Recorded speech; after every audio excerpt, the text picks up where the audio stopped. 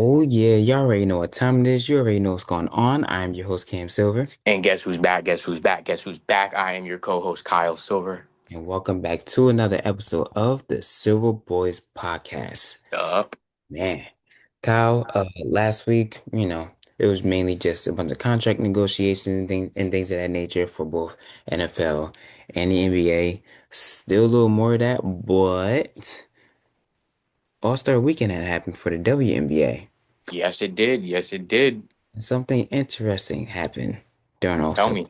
Tell the people what happened. So during All-Star Weekend, during the pregame warm-up for the All-Star game, all the players decided to come together and wear these black shirts printed on them were "Pay us what you owe us." Now, it made obviously a big statement because behind the scenes right now, the CBA agreement between the WNBA and the CBA are about to be up after this year. So, obviously, players are very adamant about being paid what they feel like they are owed. So, from this is the stuff that I got from ESPN.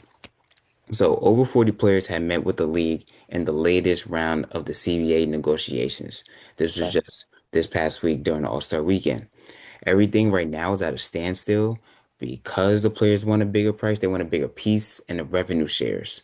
And that's a non-negotiable for the players. They're standing ground on that. They don't care what else the league tries to do at them. No, Mm-hmm. standing ground. They want their shares of revenue. Understandably so. Mm-hmm. But the league didn't really talk about it on their last meeting, and which has the WNBA a little up in arms right now. So, Nneka Ogwumike said that the current salary system is not really paying us what we are owed. Right now, players receive 9% of revenue shares, Mm-hmm. which is very low. So that right there took everybody by storm. Also, Kelsey Plum, when she was sitting with Sabrina Ionescu, um, immaturely, in my opinion, aired out Team Caitlin Clark. Because it was Team Caitlin Clark and Team Nafisha Collier. Mm-hmm. Team Nafisha Collier, their whole team, they had got up. They were with each other discussing, what they wear these shirts or not. I think only Caitlin Clark and maybe somebody else had came down from Team Caitlin to talk about that. That was honestly, in my opinion, that's something that if you guys want to take a stand, that's something that you can't say. That's something that's not something that that's something that the public doesn't need to know. Yeah, I That's agree. like you if you guys want to stand on something, you guys want to be together, you can't have a show of oh yeah, like 12 people were here, but the other 12 were still upstairs sleeping because they were out partying all night. Like we don't need to know that. But what we need to know is that you guys are all together on this issue and you guys want something to be done.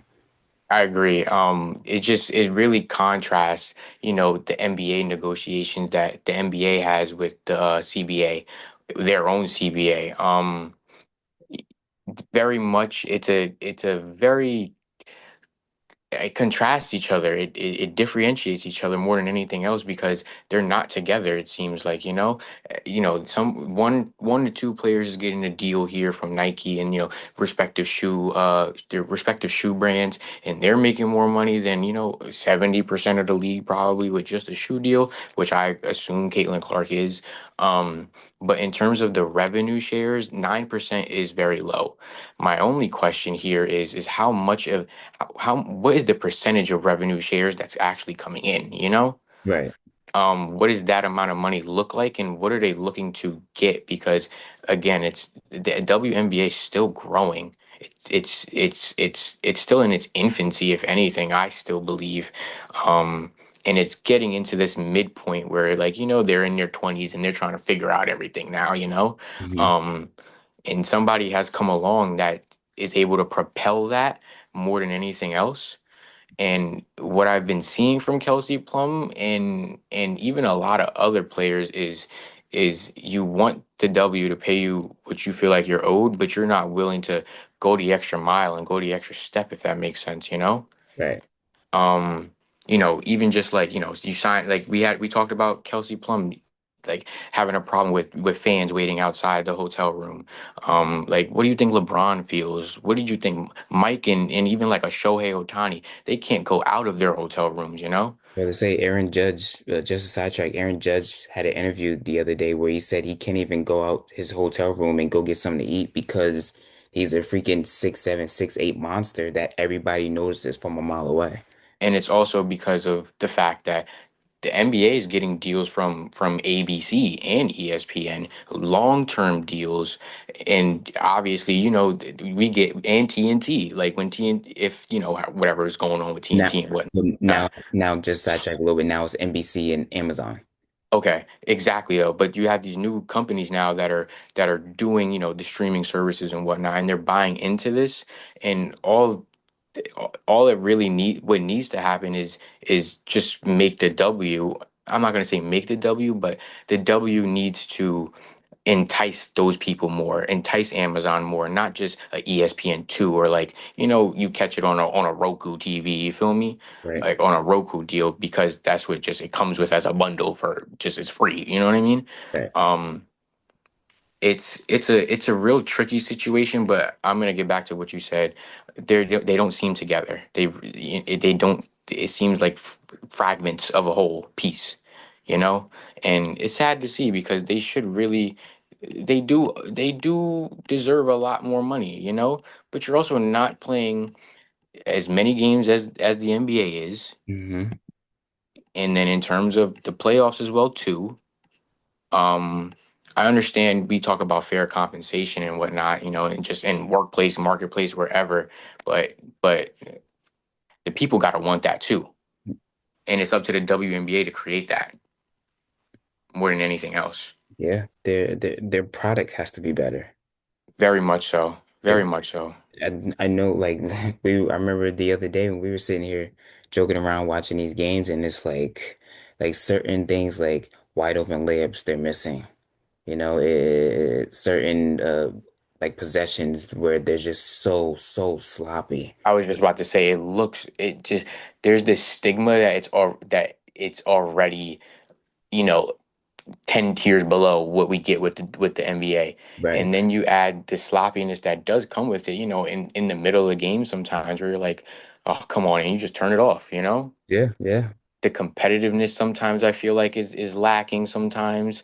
I feel like we just really got real competitive now because of the Caitlin Clark aura that she brought in, and even Paige Beckers as well too, and then when Juju comes in and Angel Reese as well too, Angel making her money just from the naysayers, then that's what's great because she's capitalizing off of it. Right. That's what you need because that's what tune people in. That's what Hmm. gets these people to create things on social media and create reels, create just jokes and jokes and jokes. But that drives viewership up because now you want to see Angel Reese.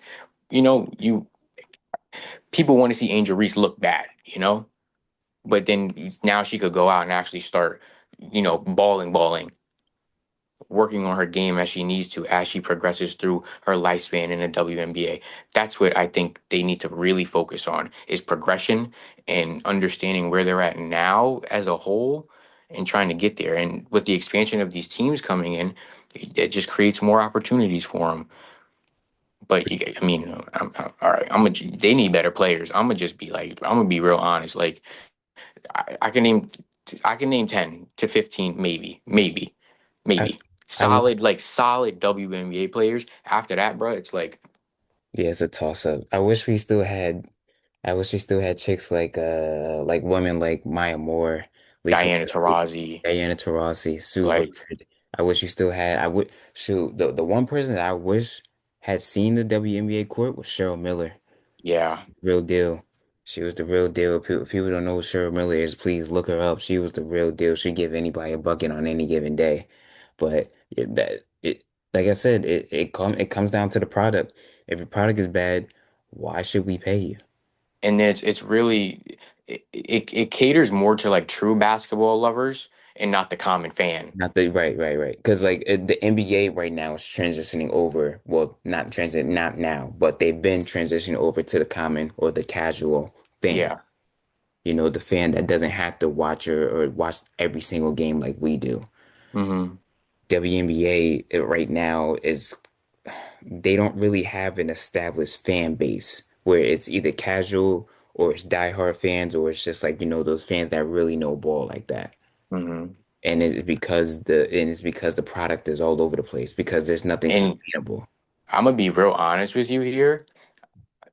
I could put some blame on certain people like Gino almost because I understand what he was doing in college and the players that he was creating to get them to the W. But imagine if he was in the WNBA too Yeah, as a coach. yeah. Or even Dawn Staley. I think she's gonna end up getting a coaching job, like for real. But like even like when Becky Hammon got hired, like I was excited for that. I really was because we know who Becky Hammon is. Right. And then so I'm saying like here's like Gino. Obviously, it's a different argument here, but I could put a little bit of blame on him, for not really elevating that next level of that next tier of where these girls got to get to. Paige and Caitlin probably they was making more with NIL than they making salary wise in the W. Same with Angel. Shoot, Angel had her own plane. So, but imagine now if you have heightened amount of coaches, because I don't think we could doubt like, yo, W, college women's basketball is fire, Yeah, honestly speaking. yeah. Even oh, what's LSU coach's name? Oh my goodness. Moki, I think her name is. Kim Mulkey, I think, right? Mhm. Yeah. Um, just progressing more into that next tier. I just that's my argument here more than anything else. I just feel like some people that were in the college aspect in the college landscape didn't do enough to progress these girls forward. You got them here and then you shipped them off. I think it's also hard to as well because the W doesn't have that development like the NBA does. They don't have that. And that was another thing that we had talked about a while back for like a brief second where you go from being in college and so for example, like a Paige Beckers, like a Caitlin Clark, like an Angel Reese, you go from being in college and playing in a college national championship game. A couple weeks later, you get drafted, and then after that, a couple weeks after that, you're already into the season. There's no time for you to develop your game. So every Yeah. summer, you know what I mean? So every It's a very short window of excitement more than anything else. right, They got to find a way to prolong that a little bit more. exactly. And I don't know whether that's starting the season later and then adding games or adding more playoff games or I don't know what it is, but also obviously adding more teams will do that too, right? Because it, Yeah. it opens up the talent pool. But then it's also like that could take it could yeah, it's opening up the talent pool, but it could take 10 to 15 years to get like Yeah, for like real competitive. yeah, for every team to have, like those bona fide household name stars. Ex- because Indiana got one, Dallas, Chicago. and Liberty, Las Vegas, Hmm. you know, even the Sparks over Yeah. in LA. Yeah. Um like they have these household names. I don't know. I don't think that they're capitalizing off of it like they should be. I really don't. I don't think they're from my standpoint, they're not utilizing social media enough. Not at all. I don't think they utilize social media enough. And then, yo, you see, but it's also like they kind of get a little punished for using social media. At the end of the day, they are women. You know what I mean? At Yeah, the end of the day, they are women. which is the sad part because they get picked on a lot. Exactly. And like the girl that plays with Caitlin Clark on the Fever, Sophie Cunningham, I think her name is. Like Hmm. she just got fined just for talking about the refs on her TikTok. Like, Yeah, yeah. when she was actually I could see her trying to draw this attention. Like I could actually recognize it because it's been going on over the past couple months. Like, so like she's becoming somebody that people are starting to People pay starting attention to yeah, just yeah. for optics wise, not even basketball, just optics. And that creates the drama, that creates everything that you need. And So now why fine her? I mean, like if I was the commissioner, I would have just genuinely like been like, you know what, girl, all right, okay, like I think you just pull her to the side and tell her not to say certain things about the refs, but you will understand, like keep plugging away, keep poking at that issue or at any issue. Because guess what? Now you're creating fans that either love you or they hate you. But guess what? Together they gonna watch you. like we think about it, Dylan Brooks, yo. Like I can't name nobody that like Dylan Brooks, No, but but guess we watch him we all because of gonna the watch him. antics. We all We gonna watch watch. him because of the theater that he provides in every game. Even Hmm. like how Draymond used to be, like Yeah. theater and antics. That creates a buzz. Yeah, and I think the thing that the NBA understands that the WNBA doesn't understand is that Mhm. it's entertainment. And it's also like I feel like we also kind of look at the women and be like, oh, they shouldn't, they get into scuffles and whatnot, and we start to like judge a little bit, like what, like Hmm. go watch MMA. You feel me? Okay, go watch Amanda Nunez and somebody else. Right. Like these girls, and we could watch that and sit there and be like, yo, this is fire. You Yeah. know, I want more competitiveness than anything else. Yeah. I just feel like it's lacking a little bit, just a little bit. Yeah. And Caitlyn created that just because of Just her because, aura. yeah, just her coming in, and I think it's because of how big she is Yeah, and how much of a threat she's become to other players that were already here before her. but then she got y'all chartered. She just got y'all chartered flights, Yeah. private Basically, flights. basically, basically. I don't think Paige could have came in and created that. You know what I'm saying? Mm-mm. That's what separates them. That's what separates her from a lot of them. Yeah, like so because we think about like a Brianna Stewart or even Sabrina, like Brianna Stewart is a four-time national championship. Diana Taurasi was a national championship winner, excuse me. Diana Taurasi is a champion, and they couldn't even do that. They were Mm. going overseas to play. Yeah. That's what I mean by when I said earlier, everything is still in its infancy, and they're looking at it and they're like, yeah, all right, we should start. Let's just ask for more. But what's that revenue stream like for the TV people? What are these things that are being created to generate more money for them? Right. So that's my argument. Those are my 2 cents. I'm gonna leave it at that. Hey. Hopefully sooner rather than later they can figure out something because I've always been on the train of yes the woman should be paid, but it's like where's the money gonna come from and is it gonna be sustainable for them? Do you think that they should lower the rim? I've always been against trying to lower the rim. I've always been against trying to make things, I don't know, I guess easier for them or more entertaining for our perspective. I don't know. I think lowering the You rim, start to mess with the obviously. game a little bit, right? Yeah, yeah. I feel like it messes with the integrity of the game, personally. Like if you like think about it, if you lower the rim, how many of them you think are actually really going to sit there and dunk the ball? Be honest with yourself. How many of them are gonna sit there and like what are you gonna lower the rim to? It's 10 feet already. You can't lower it to 9.5 because they still not touching rim. You're definitely not gonna lower it past any, you know what I mean? You can't lower it You because can't. It creates a whole different dynamic with 3-point shooting, everything. Like what you think John Jones is gonna sit there and do a drop step like Shaq and dunk on somebody? No. What? All those 3 pointers that we see Sabrina Ionescu and Caitlin Clark hit, yeah, those are going way over the back, oh, way over the basket now. nah, for You're not real. getting none of that. You None of gotta that. adjust Because now you everything. have to adjust everything. Spacing becomes different. Okay, I thought it was a good question to ask. No, no, no. I understand the question. I've heard the question before, and I always thought it was dumb. Because it's like, what fundamental How else do you change? create excitement just other than competing? Like you said, you got to create some type of theater with it. And I think that's what people are trying to do with the Angel Reese, Caitlin Clark thing. The only problem is that we have this RG3 guy. You know what? His name ain't even RG3 no more. His name is Robert for the way that he's been We acting. calling him Robert. It's Robert. The way Robert has been acting, he's making it more of a racial thing than it should be a basketball thing. And that's the thing that's messing the whole thing up. Very much so. Very, very much so. Because it shouldn't even have never came down to race, you know? Mm-mm.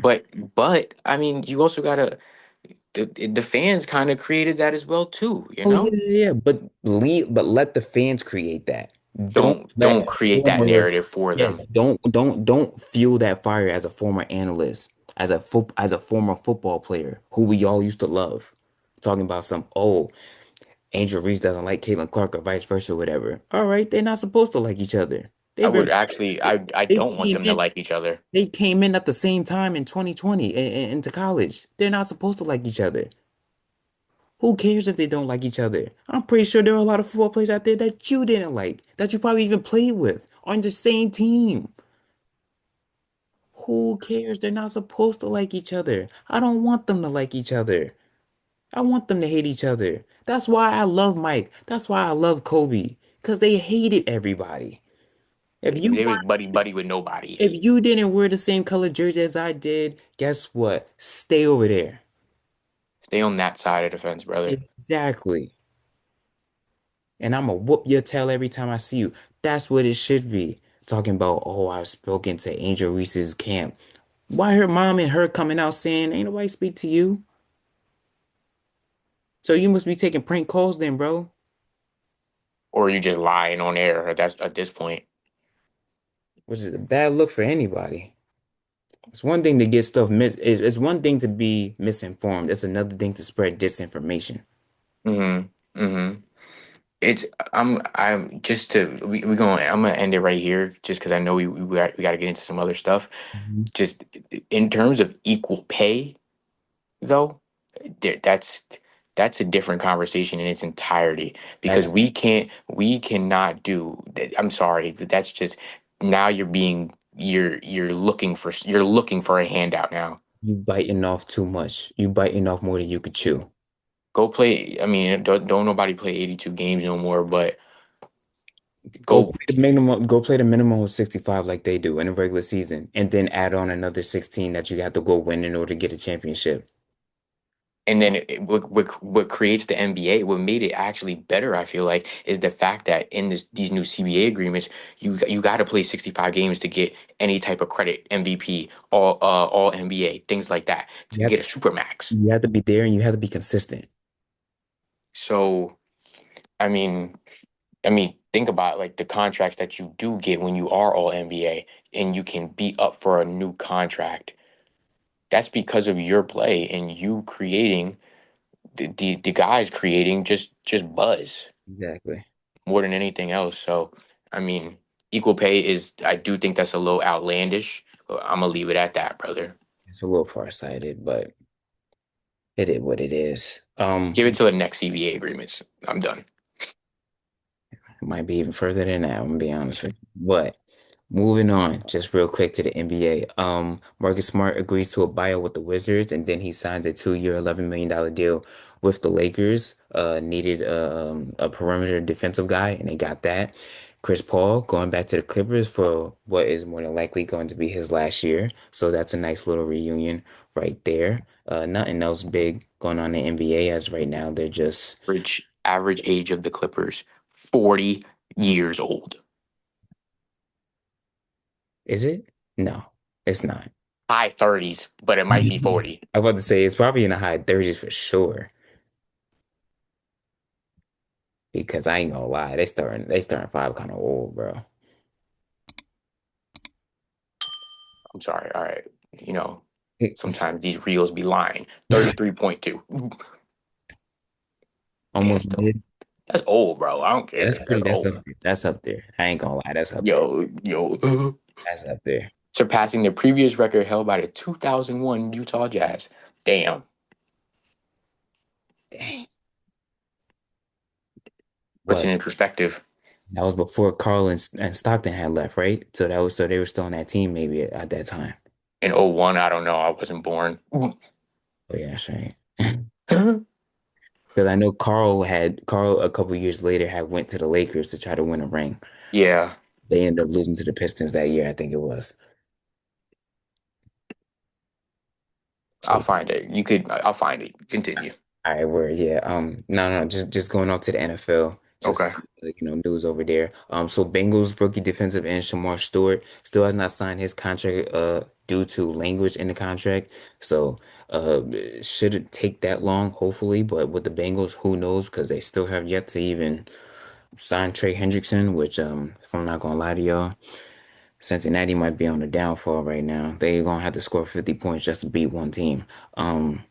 The Lions lose their defensive tackle Levy on Wozariki, if I'm not mistaken. He underwent surgery for a torn ACL and he will be out for the season. That's actually pretty big for them. Chiefs and George Kalafskis reached an agreement of 4 years, 93 million contract extension and includes 62 million guaranteed. He's at 24 and a half sacks through his first 3 seasons.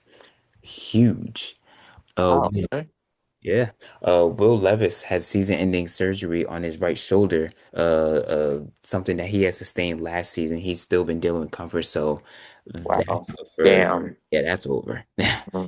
Cam Ward had came in, shoot, Cam Ward just came in, slid right into that starting spot, basically. So, Philip Rivers is officially retiring. He's gonna retire as a Charger, which is huge. Yeah. That's great. That's Congratulations. great. Honestly, one of our someone that our childhood he used to light everybody up at some point in time. So Guy that definitely should have won a ring. I feel like yeah, Yeah. he's someone I would have loved to see him. He's like a Carmelo right now. You know what I'm Yeah, saying? yeah. Yeah. Yeah. Put up great numbers, but just couldn't get over the hump. Yeah. Also, he played in the tough AFC with Tom Brady, Ben Roethlisberger, Peyton Manning. Like, yeah, he was bound to hit somebody. But Niners GM John Lynch tells reporters that wide receiver Brandon Ayuk is not anywhere close to a concrete timeline, still recovering from that ACL tear from last season. That's pretty big for a team that is trying to figure themselves back out again. Uh, Mm. Christian McCaffrey trying to come back. Obviously, Ayuk has no timeline. Last week I reported that Juwan Jennings, he's on the last year of his contract. He said he either wants a new contract or he wants to be traded. Okay. Yeah. So they're Niners have to be very careful right now. Terry McLaurin and obviously, like I said, Trey Henderson, they both did not show up to camp. Terry is one that right now I'm not worried about it.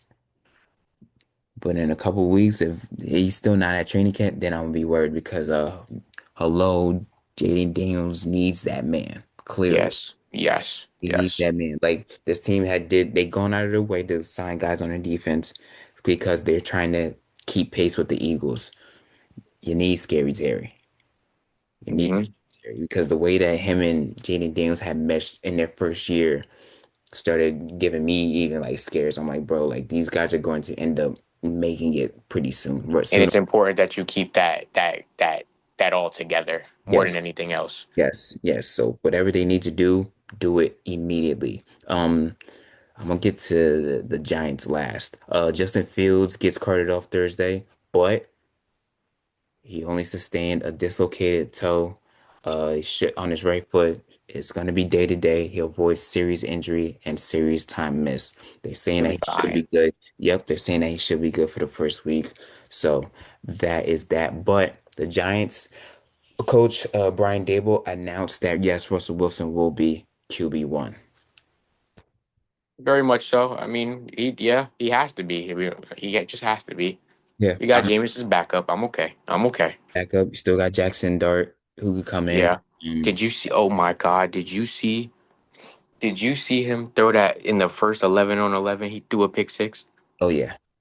Just like, oh Lord. I It's was like, okay. oh no. It's okay. It's the first. It's first day I outside. don't.